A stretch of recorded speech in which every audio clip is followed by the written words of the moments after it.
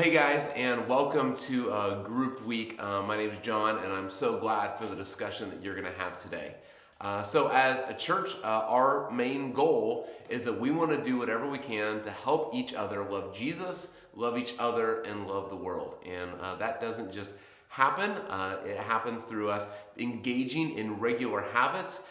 We need to learn different things, and we need a group of people that are going to help us grow in this together. It's not enough just to do it alone. We grow better in community. So I'm so glad that you have chosen to not just watch this, but I hope that you are watching this with a group of people that are committed to help you grow and that you are committed to help them grow. So as you guys start off your meeting today, I would love for you to discuss how are you doing? And so share these three questions. What is it that you were thankful for? As you look at the last couple days, weeks, what is it that you were very grateful and thankful for? Share that and celebrate with each other. And then secondly, what is it that's been difficult? Has there been some painful things, some stressful things over the last couple days? Or maybe as you look forward to the next couple days, some things that will be stressful or painful. Go ahead and share those with the people and share each other's burdens and pray for each other and find ways maybe that you can even serve and help each other.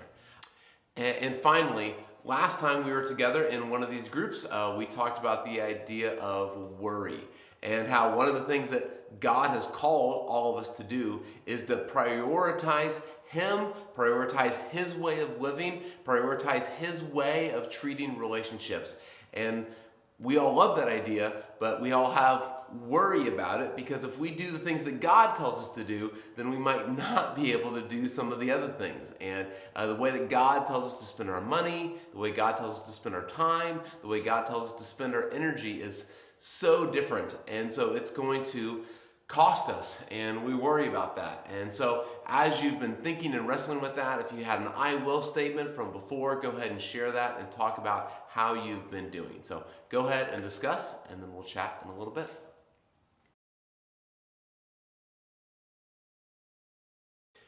All right, here's where we are going today.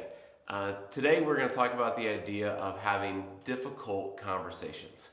Again, one of the reasons why we're in these groups is that we believe that for us to grow, to love Jesus, love each other, and love the world, we need other people to help us grow. And there's lots of ways that other people help us grow, but one of the ways is that other people can see things in our lives that we don't even have the ability to see ourselves. Or maybe we think other people don't notice, but other people, they do. They see it and they notice it. And you have the ability to see in other people things that they need to change.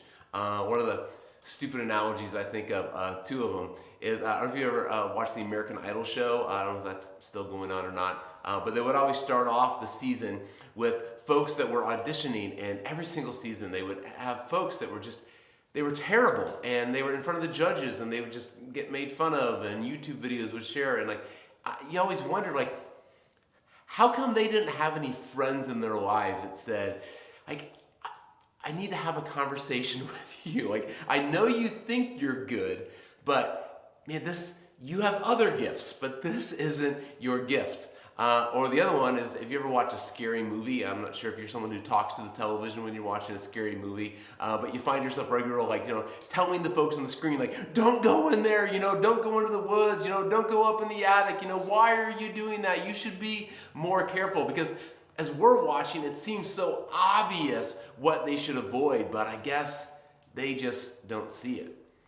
And the truth is that for all of us, folks are looking at our lives and they see things that maybe we don't see, or maybe we're trying to ignore, and they need to have difficult conversations with us to pull us aside and say, I love you.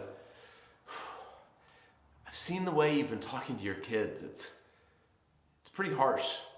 I've seen the way that you've been just working so many hours. I get it.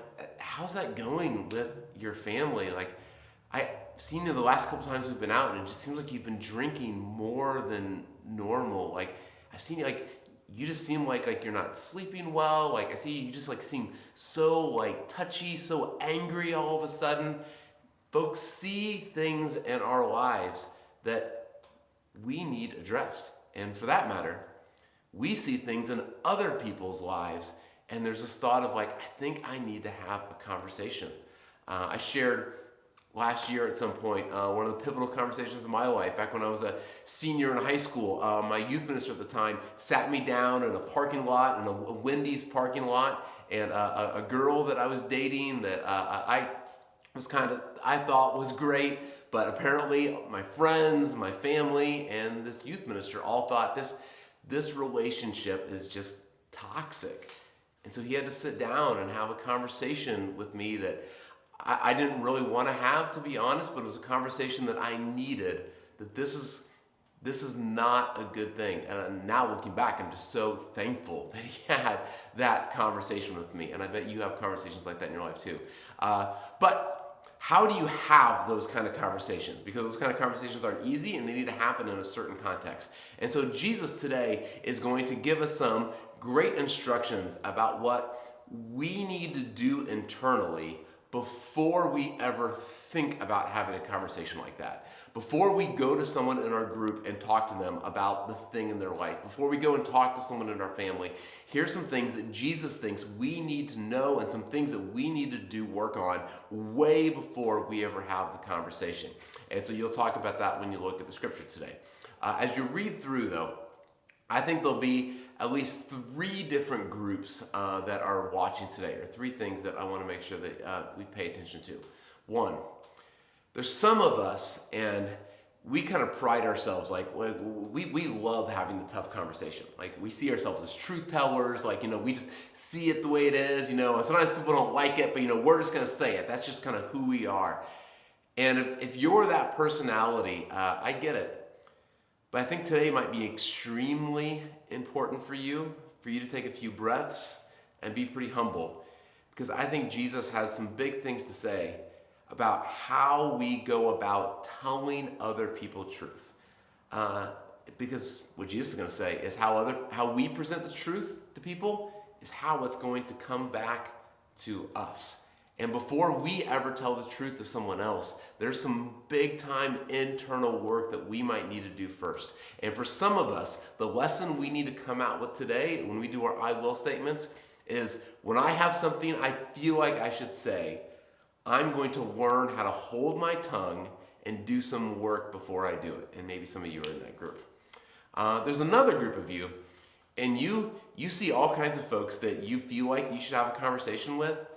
Maybe there's even people that you're sitting with right now, and you feel like there's just something that you need to talk about, but you feel like it's not your place. You feel like it's none of your business, that's not my place to do it.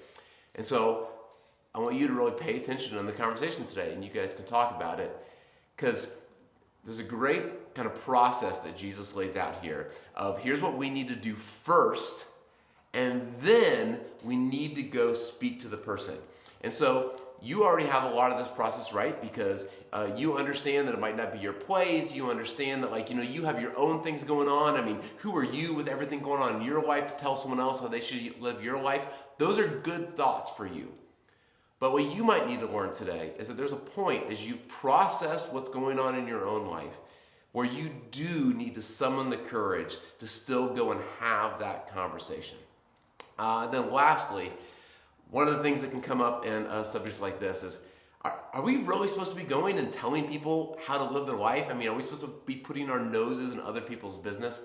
And pay attention to the last part of what Jesus is going to say today, because it depends.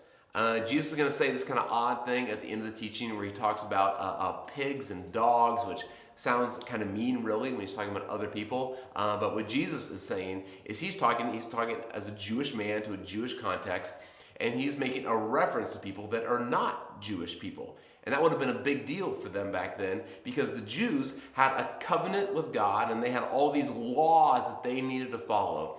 And Jesus is saying, you know what? When it comes to other people that have signed on to say, I'm going to follow this law, then we have an obligation at some points in the right way to go and have these difficult conversations. But who are we to go and tell someone who has never signed on for these rules or laws to tell them how they should live their lives? And I think this is very important for us as Jesus followers. There's things I can tell my kids because they're my kids, they're in my house, they're in my family, that I don't have the right to go and tell my neighbor kids. There's folks that are a part of our church family. We've talked about that a lot over the last couple of months. The idea that they've signed on to be a part of this church community. And by doing that, they have given a certain level of permission of what they have agreed to and the kind of conversations we should have. Then there's other folks that are not a part of our church that we really don't have that same level of being able to have a conversation with them. And on, you guys can come up with your own scenarios. But what Jesus is saying is that if you go and you try to have one of these difficult conversations with someone that has not given you permission to have this that's kind of a conversation, you guys don't have that kind of relational capital. If you've been with us for a while, you haven't built that sturdy of a bridge yet where you can push that kind of truth across, then they're going to tear you to shreds, and they're going to tear your information to shreds, and they're really not going to listen. And so we need to be careful. And so all of us might need to, even though we might have an opinion about how someone should live, we need to ask, has that person given me permission to have that kind of a conversation?